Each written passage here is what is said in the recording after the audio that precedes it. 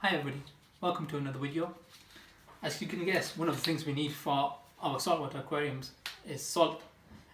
If you're making the water at home and not buying it in from the local fish shop or using seawater, you need to mix it at home with the RO water that you've produced. I've gone out and bought myself Red Sea Coral Pro salt. There's lots of brands out there and there's lots of debate about which is the best brand. From what I've heard other people say and the research I've done, it seems like Red Sea put a lot of effort into their salt. So it's one of the better brands out there, so I've gone for this. I actually don't need it for my tank at the moment. Tank isn't ready. I'm still trying to soak and cure the rock. But in order to measure the rock's phosphate levels, I'll use tests.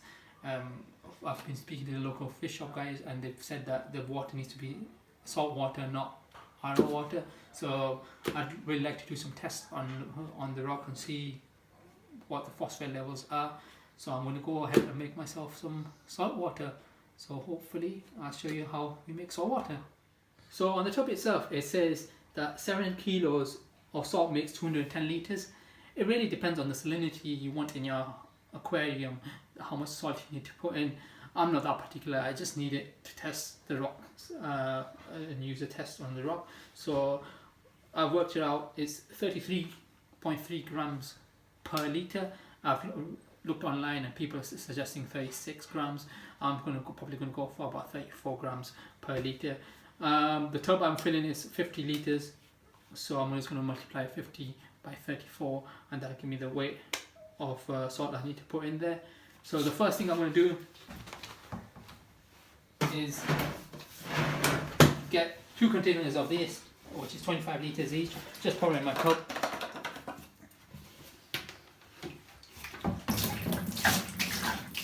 I've gone ahead and measured the amount of salt I need. I strongly recommend that you go to the Red Sea website and check the exact level for your aquarium and how much water you're mixing. They recommend adding a power head into the container, so I've added a power head into it. Now what I'm going to do, I'm just going to slowly add the salt and let it mix for up to 2 hours. They recommend not to let it mix for longer than that because it starts going cloudy. So I'm just going to go ahead and slowly add this in to the water.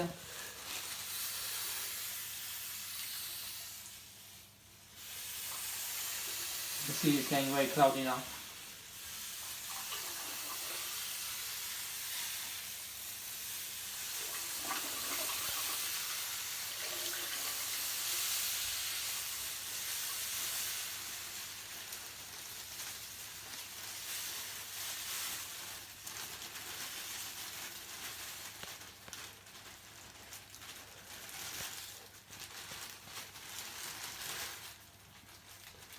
Try and get the last few bits in there.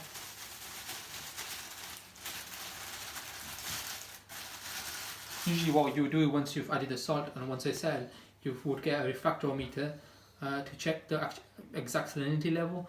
The Red Sea refractometers are quite good, so you get one of those, pour a few drops on the refractometer and it tells you exact salinity level of the water, and that's what you would do before adding it into your tank. Just because I'm just using it for my rock, I'm actually not too bothered about that at the moment. So I'm just going to finish adding the salt in and then let it sit for an hour or two, and then hopefully by that point it'll be nice and ready to put my rock in. It's been about 45 minutes since we added the salt. As you can see, the water's already very clear. I've gone ahead and added my heater in and a digital thermometer. As you can see, it's at 14.9 currently. The water was really cold, so I just wanted to raise the water temperature to about 20 degrees. So it's already looking very clear, so most people say you could actually use it once it's clear. I'm going to let it mix for a little bit longer. Hopefully this video has helped, and I'll see you guys in the next video.